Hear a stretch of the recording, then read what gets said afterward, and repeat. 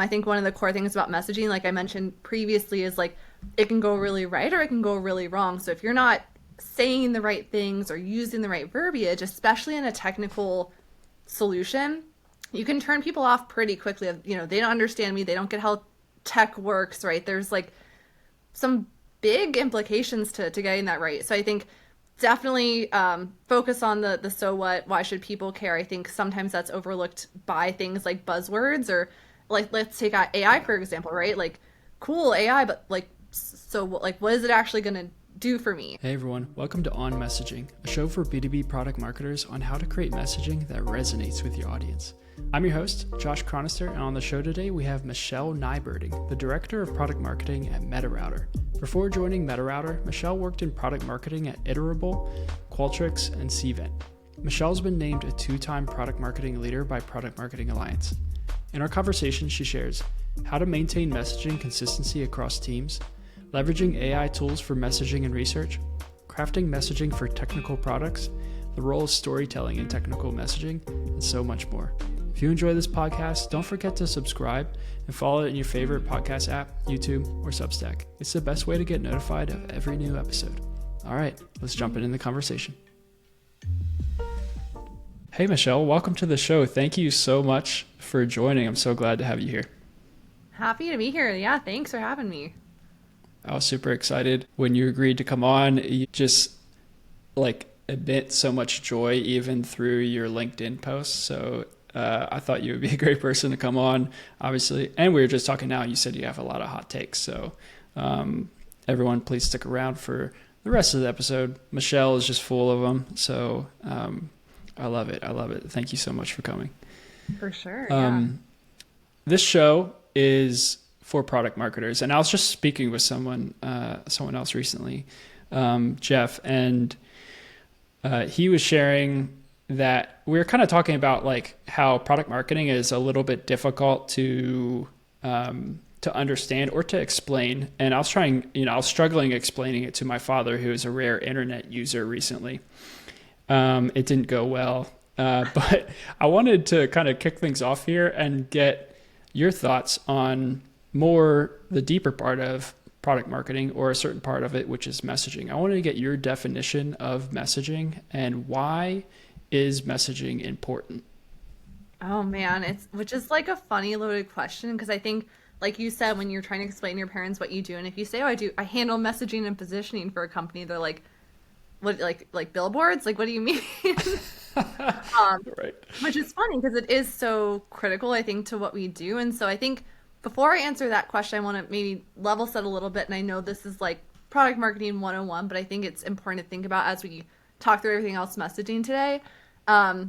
Is when you think messaging and positioning, I think sometimes we kind of blur that together of like what they are and how they work within product marketing. So to answer that question, I guess I want to kind of start by saying like what positioning is, which is really like, I would say, defining the strategy. So where you fit in like category, and why you matter. And then messaging kind of surrounds that to talk about like what is the strategy that you're trying to communicate to your audience. So what is like that story or that narrative you're telling? And since it's almost Christmas time, I feel like I have to say this, but like positioning is that core, like the present inside the box, like the Christmas present that you're wrapping. And then on top of that present, so that you've got your positioning wrapped in a box of messaging, and maybe on top is like the bow on top could be like your tagline or your elevator pitch, or maybe some value props and like those specific reasons that your audience should care. And so I say that because there's all these elements and things we talk about within product marketing. I think to really do product marketing well and to really get it right is like you said, it really comes down to the messaging, because where you fit can change, categories can change, why you matter can change, but how you do it and the story that you're actually telling your audience is really what's going to, move the needle for a company. So I kind of like to start with that just in mind, to think about, okay, what the heck is messaging specifically? And that matters because it's really like what gets people excited to talk to you. It's like that first impression that can make or break the conversation. Because I think if your messaging is really off or really incorrect, you kind of turn people off from the get-go, and that's a problem. And if it really resonates, those are the moments that people are like, oh my gosh, I need to show my boss or my team or whatever about this tool. And that's when the conversations really get going. So I love it. I love that analogy of the gift and the bow on top. This is so good. So good. I, a lot of Cool. analogies, a lot of hot takes. That's for better or for worse, that's how my brain thinks. And so here we are. Hey, let's go. I'm here for it. Um, well, we were speaking before this. You mentioned this might be a hot take, but you mentioned that you have an identity crisis story about category creation versus messaging and positioning. Can you dive Yeah. into that a little bit? Yeah, this one's definitely probably unpopular opinion. I am not a fan of category creation. I think generally, of course, with everything in marketing, it depends, but like I think it's a waste of time. I think it's really risky. I think typically the rewards are not worth the risk. So I'll give you a story and kind of explain why I think that. But so I work for a company called MetaRouter, which really we're like customer data foundation. So we help companies get more and better customer data, right? When I first started at MetaRouter about 12 months ago, everything was built around this new category of CDI or customer data infrastructure.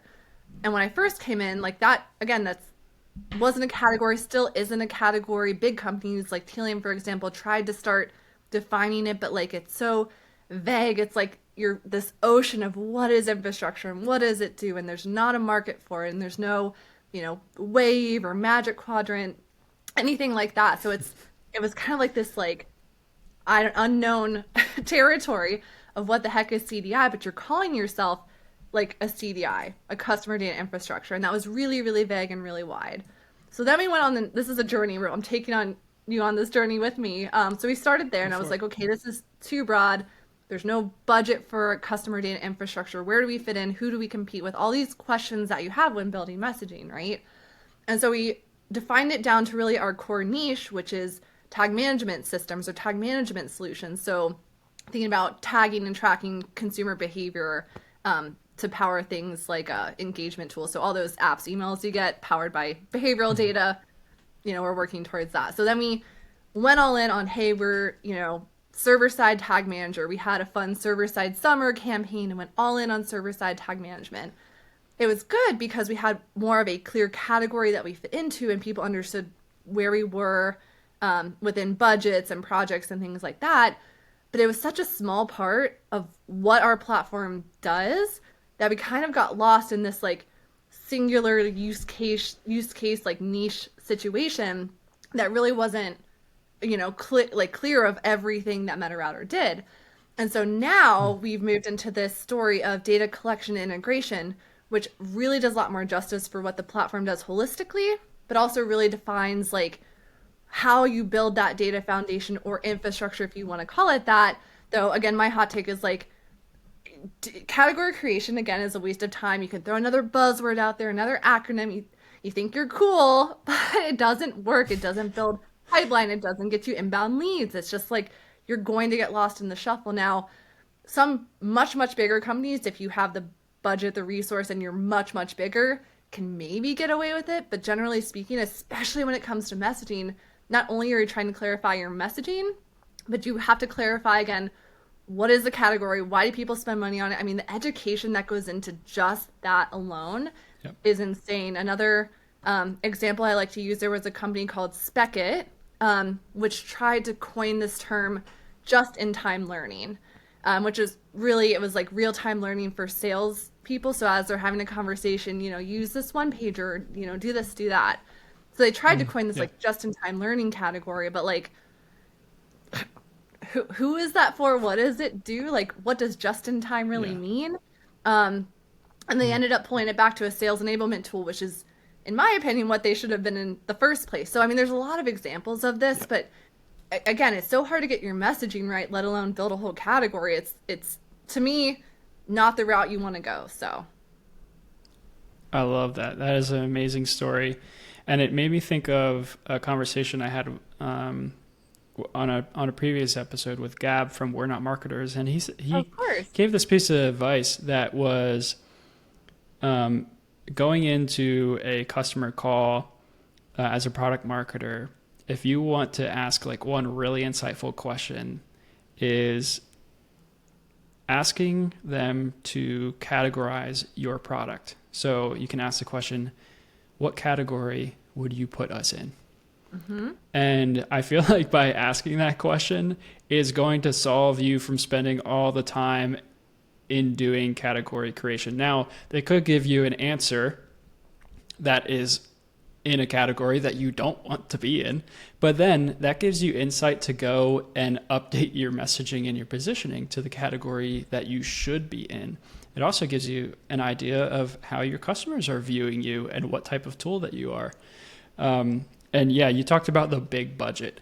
It made me also think of, I think it was Gong that really put together the category of conversational intelligence, which is also kind of like a sales enablement tool almost, where, you know, you're on a call with a customer and it's just essentially you're recording your call and then spitting out a summary and a couple. It can, you know, it does a little bit more than that, but in its truest sense, it's an AI bot listening to your call and summarizing and breaking up the conversation. But if you think about it, that is obviously a coined term now and its own category, a very competitive category. But also think about the time and money and resources they spent to coin that term. I mean, so much. They had some of the biggest names in content marketing on that team to get it to that level. So you're right. I love your take. It is a hot take because I feel like a lot of times, you know, product marketers do get caught up in the category creation phase of things. And Yeah. I mean, it sounds sexy. It sounds exciting. You want to, throw it on your resume, create a category. But the reality is, I mean, well, even if you think about Gong, what do you buy it for that category? Like, I mean, Gong's a good example because they're a leader in what they do, and there's so many use cases under it. But if you think about, Yep. if you're comparing Gong against something else, it's like, are you really looking in the category? Or are you looking for solving a problem or a use case, right? And I think, we'll probably get into that a little bit more about even if you create a cool category, it's like the messaging, the way you talk about it anyway, is going to come back to what is the problem, what are you solving? So, I mean, again, there's other ways to do it. There's other things you can tie yourself to if you're kind of navigating that identity crisis or figuring out what category you fit into. But like you said, it's like if customers don't know, don't care, what's the point in putting all that money and time into it? So hot take. Not always but yeah. Yeah, the customer is just like, I just want you to solve the problem that I have, and if you can't solve it, I'm going to go to the next tech SaaS tool that can help me. How many of them now? True. Just a couple. Again, it was just having that conversation too of like, you look at those like wheel charts that just show all the new, it's going to be 2025 here soon. And maybe we'll get a summary of all the new SaaS that were just released in the past year in 2024. And it's just like an endless image that you can't even make out what the logo is or what the category is because there's just so many. And it's such a competitive space. So that's why we're having this conversation. It comes down to that positioning and messaging to really set yourself up and have differentiation. Yep. But so you mentioned that you work at MetaRouter. You detailed that a little bit, but I wanted to get into your process of maintaining messaging consistency across MetaRouter. It seems like a large company. So, what is your process there? Yeah, so I am like a big fan. I call it my product marketing Bible. I have maybe too long for some, but I have a like foundational messaging guide that I use for everything. So everything from your elevator pitch, your personas, your messaging for different personas, for your use cases, the stats, link to customer stories. I mean, I'm a big fan of like frameworks and templates, so anyone listening that wants it, happy to share it, but it is pretty robust, but it's the go-to place for everything. So if I have, a partnership person that has questions or sales or CS or whoever, they know where to go, and I link everything in there. So we don't have a content management system right now. We use Notion, which comes with its own pros and cons, but I Yeah. can link everything within that doc as like the starting point and people know where to go. So where do I find, collateral for these stats or this customer story, or I add in market research into that. So it's like literally my product marketing Bible that I can use for everything. And now with AI, you can put that document in and like get a lot of goodness out of it too. So just constant place Nice. for one spot, one stop shop for everything I can throw in there I do. Perfect. So, do you still have people reaching out to you like on a chat or in an email asking like, "Hey, how do I explain this feature or how do I do this?" Do you just point them directly to that notion, or do you also go through the time of explaining it more maybe over a call or over an email as well? Yeah, so good question. I would say so. Two things maybe good to build on that. So you have kind of, again, I call it my product marketing Bible, but enabling the teams once that's done, like once that first thing is done, like enablement is really key. Hey, here's this document. Here's what it's used for. Here's like what you can do to go through it. If you do start getting a lot of questions on something specific, like how do we talk about this feature, or why does someone in retail care about X, Y, and Z, right? If you're getting a lot of the same questions, I encourage you to do another enablement session and talk through it, especially if there's like common questions that keep popping up. I've even gone as far as to do like an FAQ section of like copying and pasting the questions I'm getting and like where to, what the answer is or where to go to just to have it in there. Cause I'm just like a type A person who I work in bullet points. Like that's just, it is what it is. So I put all that in there too, but like definitely enablement sessions, especially if something's new is coming out. And I would say the other thing too is like messaging changes over time. I mean, I do quarterly audits. I see what market trends are happening or what competitive things are coming up, right? There's things that you tweak. Anytime you tweak it in the document, I like to have an enablement session. So at least quarterly to say, okay, here's what changed and here's why, is really helpful too. Because then again, you're showing the same document. They can remember, oh, yes, I go here for that. But then you're showing them what's changed and why it's changed. So, I don't know, competitor came out with this feature, but ours is better and here's why, or here's something the competitors don't have and it's really good for this persona or this industry. And just reminding them that, hey, this is your first, kind of go-to spot to answer those questions. And here's maybe questions that your colleagues have asked. Here's the answers, things like that. So enablement, 100% key. Auditing, very important. But then a consistent, again, I like to do it quarterly, but like, hey, here's what changed and here's why.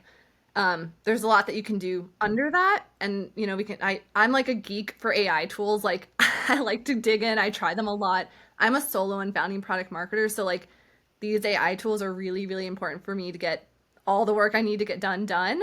Um, so it's really fun to kind of see how tools like AI that are coming can also help refine some of that stuff that I'm putting into that document. So it's just like a fun time to be a product marketer. Like if you know how to use this stuff, it's really cool. So Yeah.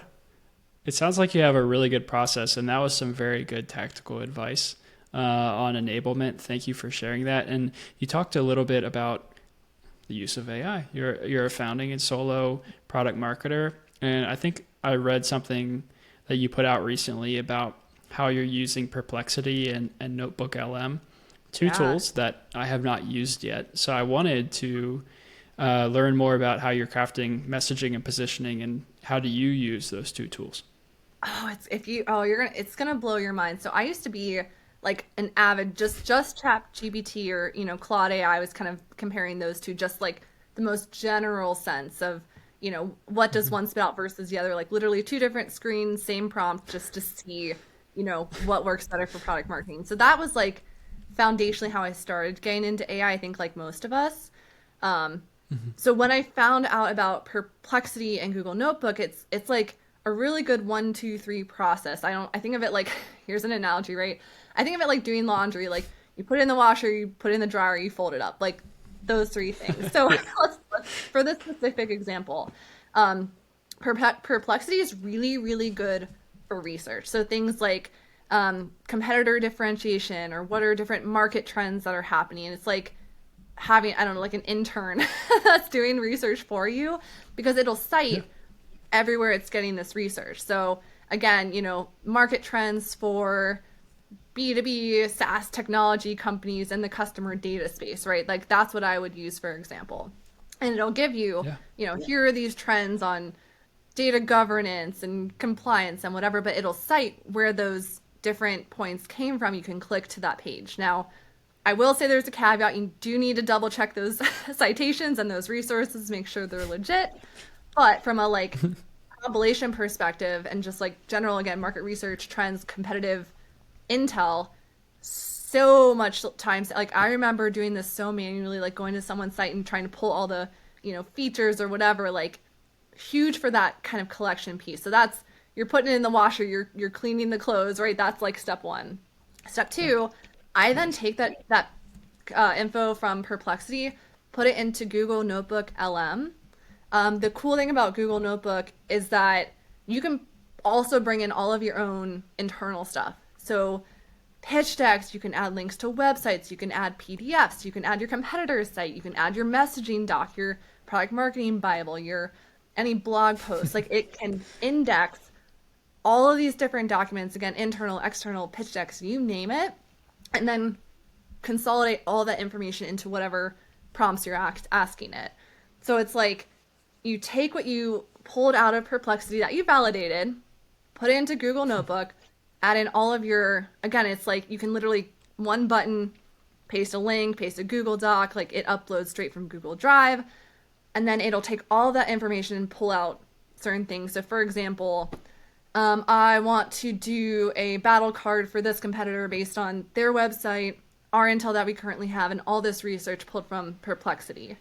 And it'll like pull a really good looking battle card. And that's a really good start, especially again, if you don't have time as a product marketer, which when do we have free time? But as a step process, it's such a good foundation that, I mean, again, I just remember doing this stuff manually and it was a pain. So you've got your, rinse, dry, hang up your not so dirty laundry and show people what you've used, right? Like you're actually showing, here's the research, the data that I've done. And, it could take a day to build a really nice foundation for, I'll use the battle card for an example, but I mean, there's so much you can use it for. So yeah, AI has been a game changer. I think for the product marketing world, if you know how to use it really well, it's like life changing. The other tip, actually, I would say, Sean Broderick shared this today.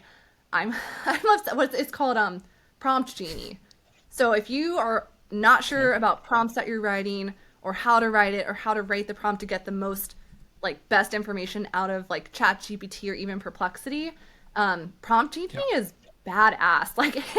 It will take a one sentence prompt, write a press release for this product announcement, whatever, and give you something really comprehensive, really cohesive to then copy and paste into ChatGPT, and the answers are so much better than what I was writing prior. So, I nerd out on this stuff. So any AI tips, trips, whatever, I'm here for it. So. Heck yeah. That is awesome. That is a great note. Prompt Genie. I'm definitely going to look that up afterwards because I feel like half the time is me just having a prompt battle with ChatGPT trying to have it write something. And then I spend another, if not more time fixing what it gave back to me.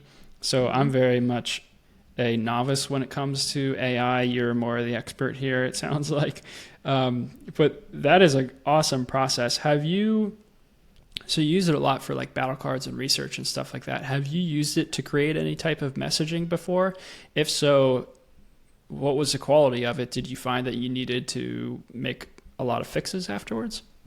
Yeah, so one of the things I'm working on for MetaRouter for next year is some messaging around MetaRouter as the great integrator. So data integration for some of these technical tools is still really hard. It's still really siloed. I mean, a lot of the kind of prehistoric challenges still exist when it comes to customer data, things like integrating it properly into tools, making sure it's in the right format and, get to where it needs to be, when it needs to be there in the right format. I say that because I wanted to build this messaging around MetaRouter as the great integrator because we do that really well. So I did use it for messaging around that to say, okay, again, based on what competitors are doing or common challenges in the MarTech or customer data industry, write a messaging document for how MetaRouter could be considered the great integrator, which pulled some really good stuff. Again, like really cool stats around challenges with data integration it pulled from. So a bunch of different research, Gartner, Forrester, you name it, just like really good stats on why data integration is so hard. It pulled G2, really, really good for reviews. So like G2 reviews from competitors where it mentioned that these competitors maybe weren't as strong at data integration. So it pulled the Whoa. link from G2 for quotes from competitors of where that was a challenge, and things like that. So then again, took from Perplexity, put into Google Notebook LM with some of the internal, just general notes, like bullet points, literally bullet points that I had on why I thought this was a good story to tell, and then said, write a messaging document for MetaRouter as the great integrator. It turned out really cool. Like it's actually very accurate and very well positioned. So I'm excited because that's like something I get to test next year. So you're all getting a little Mm-hmm. preview, but yeah, just from like a, it's a little more niche. It's, I would say, I guess, more of a messaging for a go-to-market motion, but Yeah. stuff that I would not have thought of or I wouldn't have pulled together so quickly to say, hey, there really is a need for this and validate that. Give something to my growth Mm-hmm. team, my sales team to say, hey, here's some serious pain points that are cited, that are well researched, and then pull that messaging together through AI. So I'm excited to try it. It's like Awesome. a stay tuned. I'll have to let you know if it if it actually works, but we'll see. Heck yeah. Yeah, would love to hear how it goes. That is awesome. That is such a good process. And yeah, you just mentioned like messaging for a go-to-market motion. That sounds like it would be an awesome use case for that because it obviously is doing a lot of research for you. And Yeah. then I'm definitely going to check out Notebook LM a little bit deeper because I mean, we just where I work from product marketing, we have so many different documents. They're living in a lot of different places. It sounds like you have a much better process on having it in one accessible place. And when you can put it into something like Notebook LM and Yeah. shoot something out like that, oh man, So cool. isn't I part mean, of Notebook LM it like can I read something that you can like make a podcast from it or something. You can give it a bunch of oh, information and it'll then spit it out in like a almost like a podcast format. I Have you heard haven't about that? tried that yet. I've done, it's more on like ChatGPT of like video scripts for something like a product demo or something like that. But no, I mean, Yeah. I'd totally try it out. Okay, if we want to talk podcast AI stuff, I've got some really, I've got like a list on this. I'm like, if you need a Christmas list for product marketing, one that this might be interesting for you. If you haven't heard of Opus Clip, OPUS Clip, Yeah. it could Yeah, take I've heard long of form that. content. Okay, yeah, like a podcast, and it'll pull out clips and it'll rate it based on like how likely they think it is to like go viral or perform in terms of Yeah. engagement, and it'll like rank each clip by how strong they think it is. So yeah, I Yeah. just spent the whole day playing around with that. So now here we are. Nice. Yeah, I've heard of that one. I've tested it a couple times. It definitely puts out some really good stuff. Also on Riverside, does they have some new like AI capabilities? It'll generate clips and it'll take a full episode of the if you're also a podcast creator here listening, at Riverside can take a full episode of and pull it into clips, and you give it like the types of tags or keywords that you want to pull out as a clip and the length of it and stuff like that. And it takes about 20 minutes, but it pulls out some pretty good stuff. So I love look it. out for that. Gotta love the AI tools, especially when you're a solo product marketer responsible for quite a lot of stuff. So No pressure. It's fine. um, Everything's fine. It's like the meme. I feel like that every day. It's fine. everything's fine. Yeah, well, here we are. It's so I also talked to someone the other day about this of like December, or it was right after Halloween, and it's like it could be it's still like it's big time spooky season even after Halloween because it's the end it's the end of the year and you're trying to possibly hit some numbers that are really aggressive that you're not going to be able to hit. That's spooky in itself.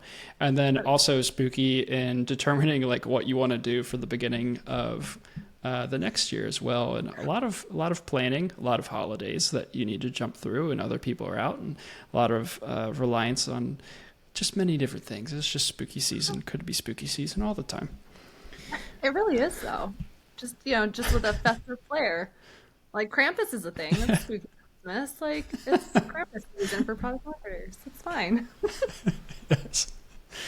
All right. So it sounds like the messaging and the product marketing that you do for MetaRouter can dive into a pretty technical product. So I wanted to, see what's your approach to messaging a technical product, and what's your advice? What advice would you give to other PMMs who are responsible for doing the same thing? Yeah. So my go-to, and maybe this sounds cliche, but like truly emphasizing the so what? Like, why should people care? What is it really going to do for them? I say it's like if you are talking to your friend over a beer, or you're talking to your dad, right? And you can't explain why they should care about something, like that's a problem. But you need to use that language too. I think one of the core things about messaging, like I mentioned previously, is like it can go really right or it can go really wrong. So if you're not saying the right things or using the right verbiage, especially in a technical solution, you can turn people off pretty quickly. They don't understand me, they don't get how tech works, right? There's like some big implications to getting that right. So I think definitely focus on the so what, why should people care? I think sometimes that's overlooked by things like buzzwords, or like let's take AI for example, right? Like cool AI, but like so like what is it actually going to do for me? If you're just another AI tool, cool, you probably raised some money, great. Like it's so here's a fun story. It's wild to me. God, who was it? Someone changed their website from .io to .ai and like quadrupled their traffic just by changing their domain name to AI, and they're not an AI tool. Like this is the world we're living in, Yeah. which is wild. So it's just something to think about. You really still have to say the so what. The thing too that I've kind of played with, which is interesting from a technical perspective, is that storytelling element. So even in a technical world, that storytelling piece is so important, whether that's fully telling a customer story or telling a really strong narrative of like the so what and why it matters. So why should I care? Because it did X, Y, and Z for this customer, X, Y, and Z for this company. Like that storytelling piece, that narrative of your message and what story it's telling is so important, but often overlooked. I think sometimes we get so tactical and again, so caught up in the buzzwords like AI, you forget that like that story element is critically important, because that's also what people remember. So when they want to take this to their boss, say, oh, I saw this thing from MetaRouter talking about this customer that did X, Y, and Z. Like that's much easier than saying, okay, they do real-time data pipeline ingestion. It's a very different feel when you're going to your boss, right? It's just a different conversation. And then the last thing I would say is like, this maybe took me a while when I first went to tech, is talk to your subject matter experts, like talk to engineering, talk to product. There's no such thing as a silly question. I call them maybe basic questions, because it's just so important to ask everything so that you are getting the messaging right, you're speaking the right language, you're explaining the so what appropriately, that it makes sense. Like I've I've seen this is why product marketing is so important. I've seen other colleagues, maybe not in product marketing, try and pull together something like maybe like a one pager, in an attempt to explain, what the product does, or whatever, and it's just not right, like technically or even foundationally accurate. Which appreciate the effort. I'll take all the help I can get, but you need to have that technical information, that knowledge to make really good content too. So ask basic questions, talk to your SMEs, talk to your team, and the messaging will come, I say. So yeah, definitely. Do you have an example of how you've created a story that helped explain maybe a technical feature?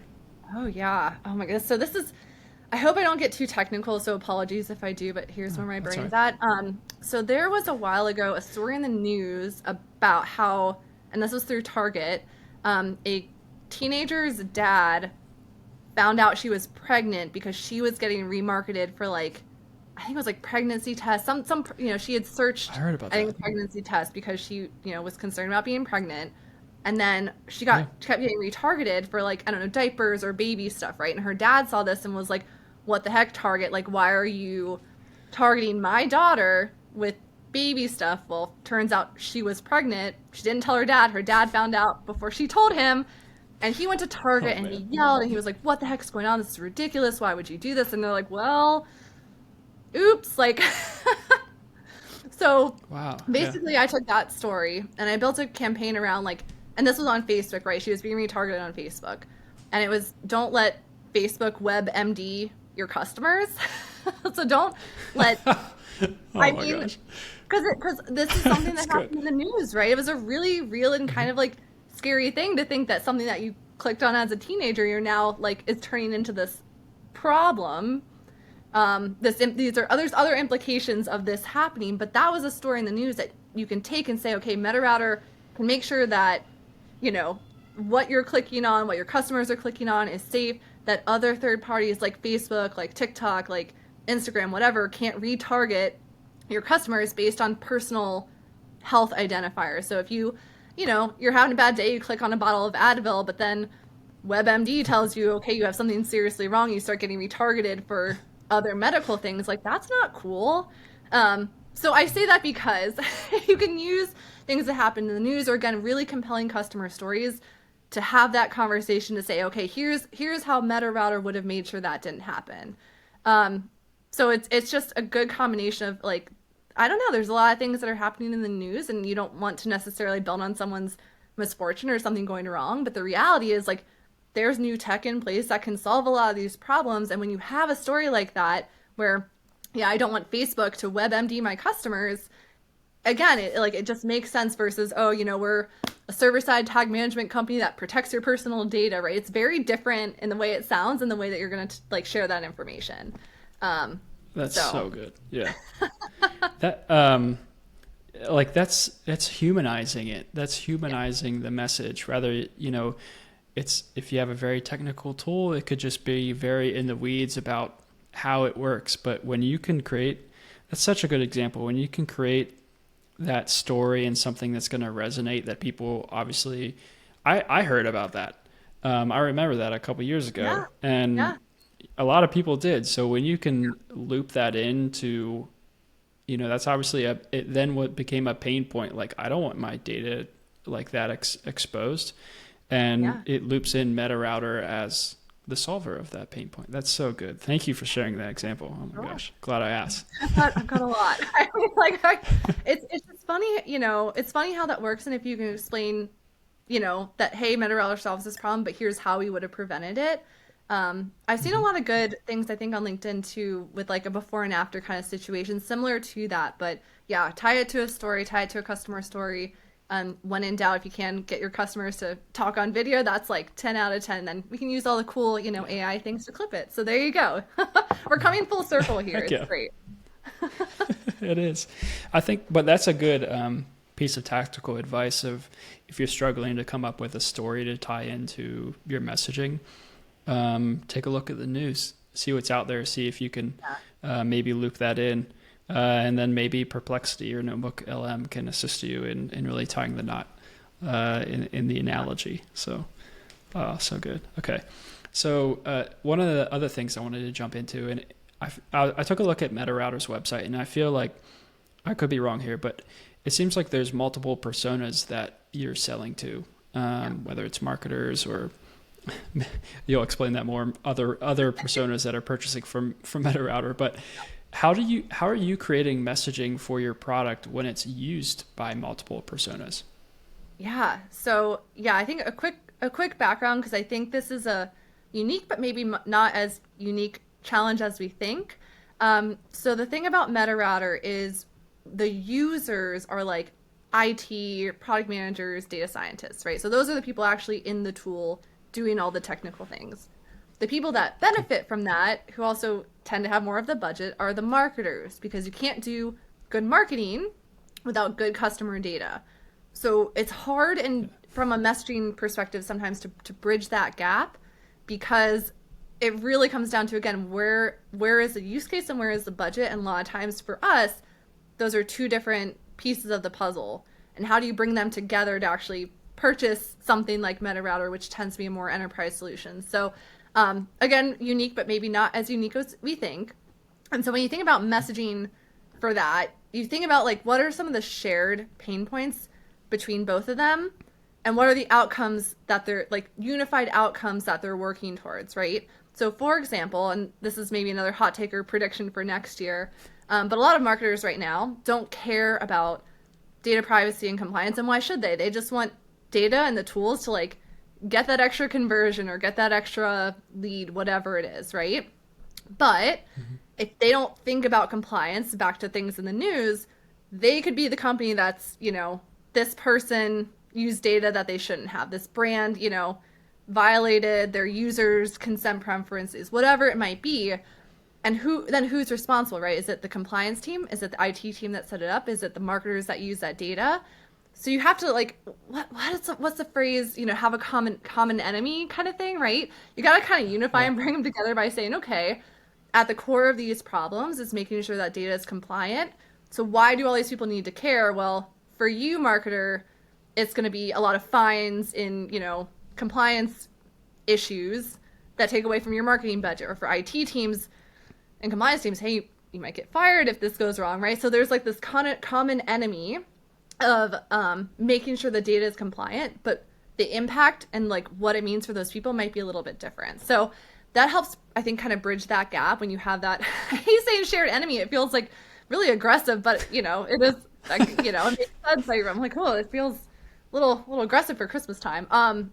But then within that, of course, you have some like persona specific language and benefits, right? What does that mean for each of them? Why should they care? So that's helped quite a bit in kind of connecting those layers. But again, every persona is different, and it does.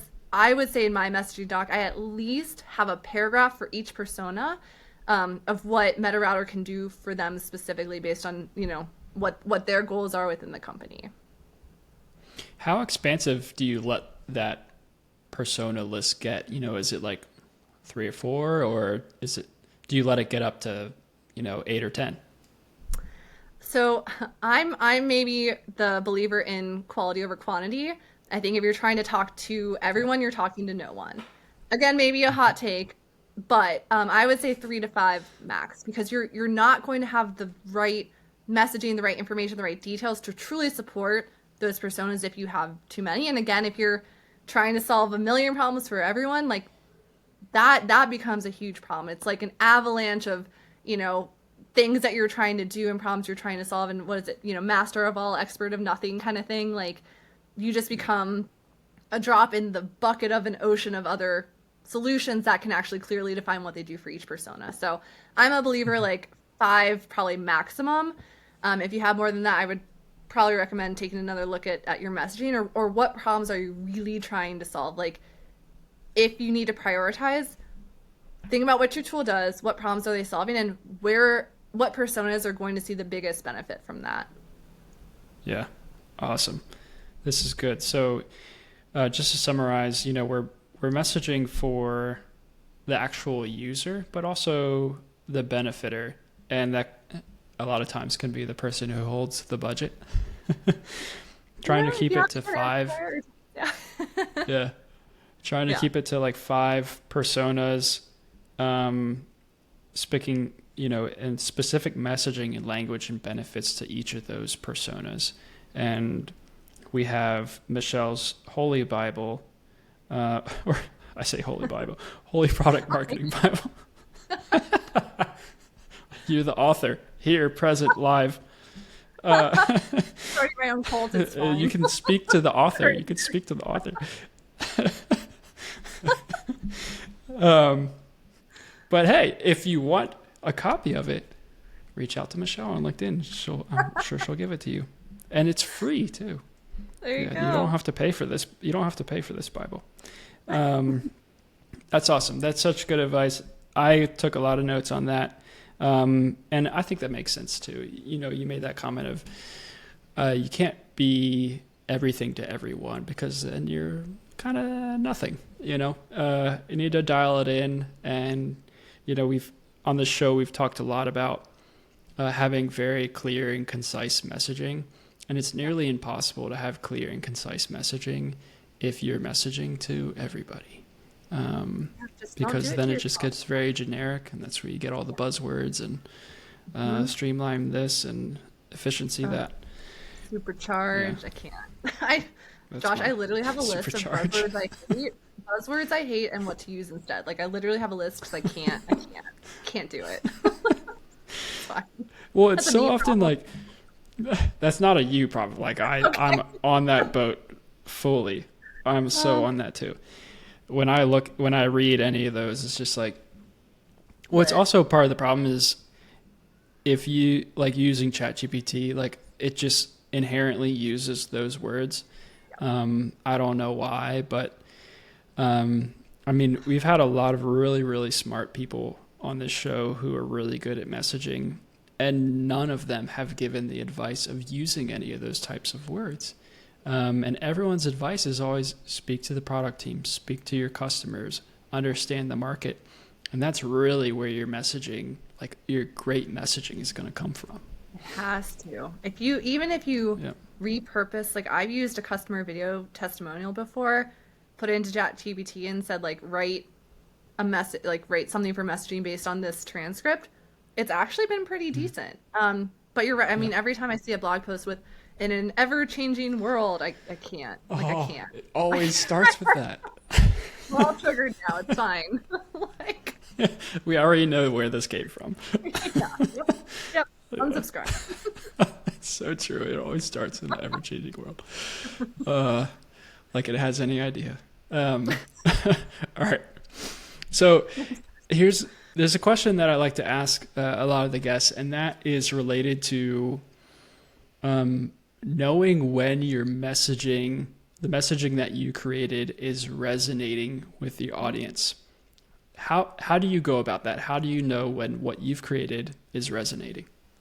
So for me, there's like a personal victory, and then there's like metrics or KPIs, which because it's hard to prove what product marketing is doing, especially if it's working or not. So we'll talk about that. For me, like my personal victory is if my CEO, someone in sales, someone in CS is like, my customer or prospect, was like, oh my gosh, I've been seeing you everywhere, or I just saw that you talked about this or whatever. Like at MetaRouter, we had a bunch of industry influencers. I did a campaign around a CDP's best friend, which has been just from like an interesting kind of messaging perspective. But we'll have people say, "Oh my gosh, I saw you." I literally was at a conference and I had someone come up to me and be like, "Are you the person that calls MetaRouter CDP's best friend?" I'm like, "Yeah." He's like, "I don't know what it means, but I have to talk to you." Like, there's those moments of Yeah. just like personal validation that feel really good.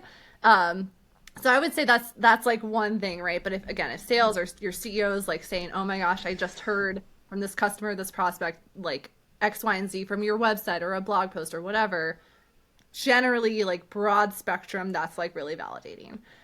When you talk about like validating your messaging from a more like tactical, data driven level, it's a little bit different. I think everyone does it differently, right? Like people will A B test their websites, or they'll look at like engagement rates or win rates or conversion rates. Like there's a lot of things I think you can look at.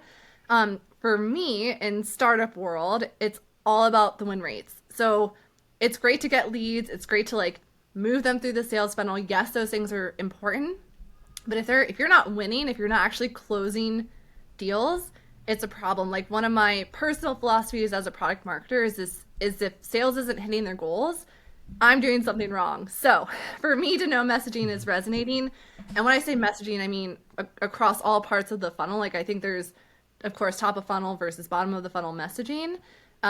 So for me, it's like win rates all the way. If we're not closing deals, there is something wrong with messaging because either we're not getting enough people in the top of the funnel to, get all the way down, or there's something Hmm. within that funnel that's not helping them to convert. And that's a problem too. So it's Yes. like tuning a radio. Like at what point do you get that radio to like sound just right, versus the static or, literally, I guess, literally cutting through the noise, pun intended, but not. But it's like those moments of clarity that you're just like, this is why I do product marketing. So, Yeah. Oh my gosh. Yes. Heck yeah. Well, I wanted to dive a little bit deeper into one of the things you just said. You said the difference between top of funnel messaging and bottom of the funnel messaging. yeah, Maybe you can talk on middle of the funnel messaging too. I don't know, but sure. can you explain that a little bit more? Yeah.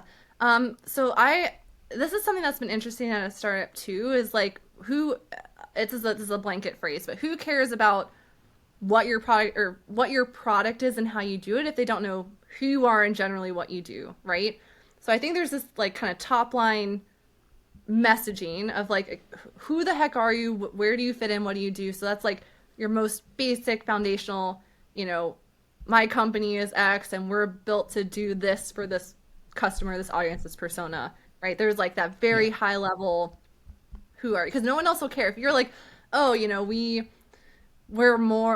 I don't know, deliver better X, Y, and Z results. Well, who cares about that if they don't know who you are at the very introductory level, like your kind of soul mission, your purpose, what the heck do you do? So as you go down that funnel and you're getting more specific, there's different tactics and different types of content and different maybe phrases that you use to build that stuff. So I like to think as you go down that funnel, what becomes more important, right? So things like down further in the funnel, the technical sides of how do you do it differently? How are you easier to use? How are you more flexible than legacy solutions, whatever it might be, right? So that's more getting people to actually convert, like looking at the tool. How am I going to use this? How is this better than what I'm currently using, right? Versus top of funnel is just let's get that person to talk to us, right? Like, are we solving the right pain points? Do they know where we fit into the budget, into the projects that they're working on? So it's very like top down. I literally have, for sales purposes, if you're looking to do enablement, what are those top, middle, bottom of the funnel messaging, but what content can they use to support it? So like I have a first call, second call, third call slide deck, for example. It's like a repository of slides they can use, but it's very different what's in there. Like for example, at what point does someone care about a customer testimonial? Like what would you say? Like broad level customer testimonial. Um, I would say like middle or towards the end. Yeah, yeah, I see exactly. Like I would agree. Because if you're not even looking at MetaRouter as a solution, why do you care what other people say or what your Yeah. peers say? Hmm. And if you want to close a deal, those references can make or break. Think back to like me validating my messaging based on the deals that we're winning. You know, you need those like at the bottom of the funnel to potentially close a deal for someone to talk to a peer in their industry or in their, having the same problem. So, um, Yeah. that could probably be a whole nother conversation on like what is messaging funnel strategy look like? What are the deliverables? What are the topics in each part of the funnel? I could probably go on for an hour just about that, but Heck yeah. That would be awesome. We'll yeah, definitely have you on again to talk through the different, stages of the funnel and messaging specific to that, because yeah, that could be really, really insightful and very helpful. Um, well, yeah, thank you for that. yeah. And I wanted to jump into some of our ending questions. You can call them lightning round, whatever. You can answer them or think about them as long as you like. Um, but what is one piece of messaging advice that you would give to someone that they can take and implement tomorrow? Ooh, I think clarity is key. Don't try to squish everything into your messaging. Be really clear about who you are, what you do, the problems you're trying to solve. I have been definitely, kind of my original product marketing years. I was like, I just want to squish all of the use cases and all the differentiators into like my core messaging, and it was just too Yeah. much. So just be really clear and concise. I think you talked about that. One of my biggest weaknesses when I was starting in product marketing was being concise because I got so excited. I was like, oh my gosh, this tool can do everything. But you have to Mhm. prioritize, you have to be clear and concise. And I hate to say it, a good way to test that is to try ChatGPT and say, hey, here's what I have right now. Like, make it more clear and concise for this audience. It's just interesting to see what it will pull. Um, but that, and I would Yeah. say number two is like consistency is key. So the same trap of like trying to solve everything for everyone, be consistent about your messaging, use the same words, the words that your customers are using everywhere, so that there isn't that confusion on, again, who you are and what you do, because that can really cause a lot of delay in your sales cycles, because they're like, oh, well, I was looking at you for one thing, but now I like, what do you actually do? Can tend to cause more questions than not. So Yep. maybe that doesn't totally answer your question in terms of like what to do right now, but No, it's definitely. definitely like foundational things that I think get lost in the shuffle, or things like when I started in product marketing, I was like, oops, like maybe not the best Yeah. approach. So Yeah, that's great. So clarity is key and consistency is key as well. So um, I feel like a marketing hack basically is repeating yourself.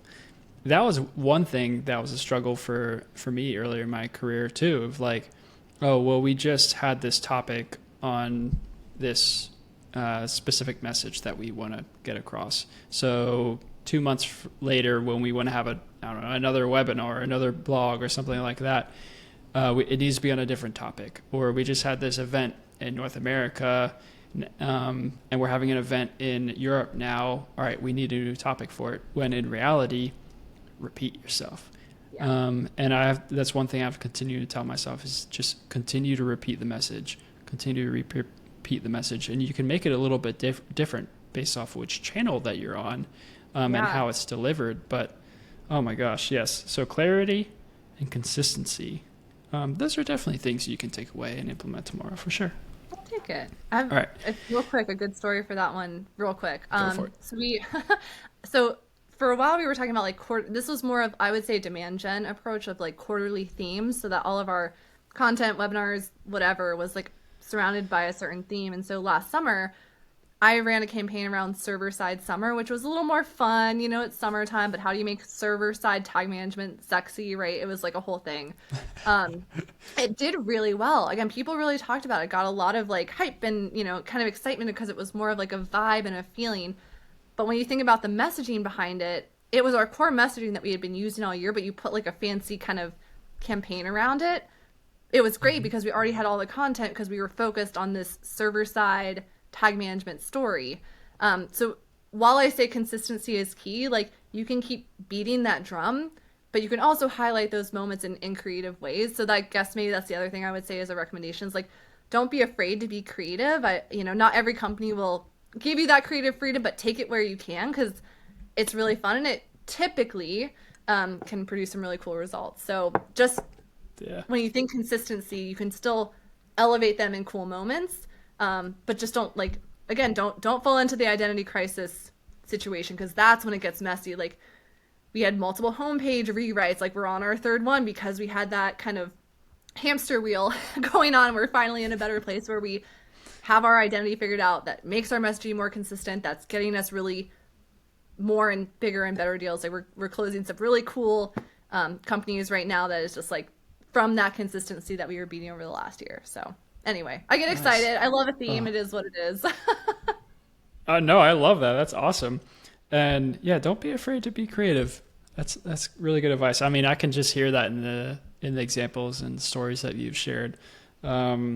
Around, we were talking about like how are you messaging and marketing a technical product? And it's like you can still, I had this conversation recently too of in B2B, you're still marketing to a human. You're still marketing to a person. And Yes. what sells is stories, and stories are a very creative process. Stories sell in B2C as well, and why you're still selling to a person in B2B? Why can't you do the same thing Exactly. there? Um, it's a That's going different in my Bible. buying process a little bit, but heck yeah, yes, awesome. I'll be remembered forever. Okay, so um, I like this podcast to be human, to touch on a little bit of a human aspect on the guests that we have on the show. We get to talk a lot about messaging and product marketing. It's really fun. But one of the personal questions that I ask everybody is, if you could put it into a single sentence, what is living all about? Oh man, I have to say, again, I feel like this is cliche, but it's what like first comes to mind is like really making the most of every moment. And to me, that means Mhm. like whether, and it can be professional, it can be personal, but like what in that balance like makes you happy. Like being in that moment and like feeling like you're doing something, I don't know, powerful or meaningful.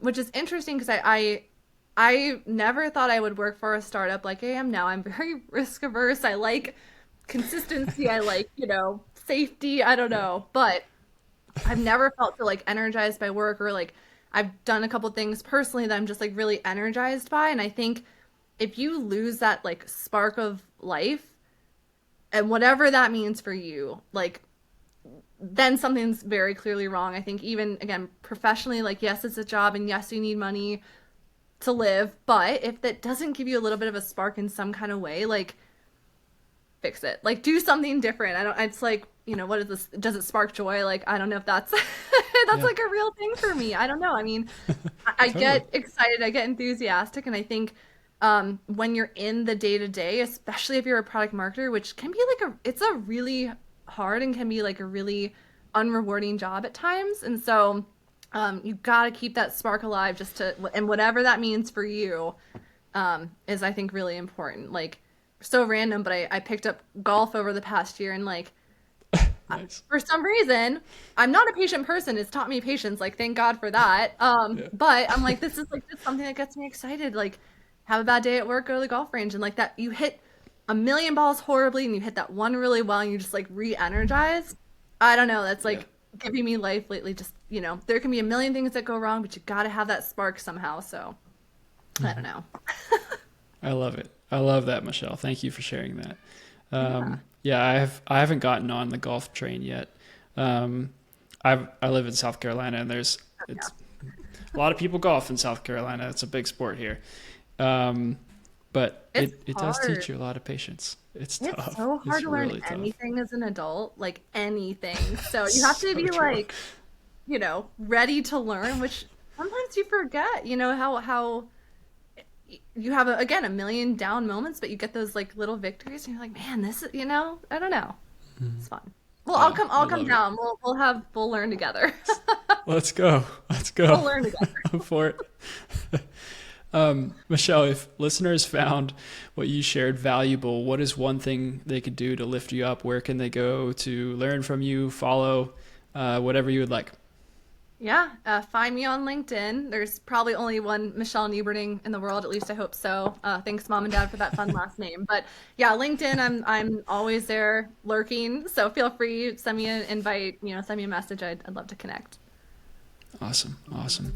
Thank you, Michelle, so much. This was so good. A really fun conversation. You had so much to share, a lot of insight.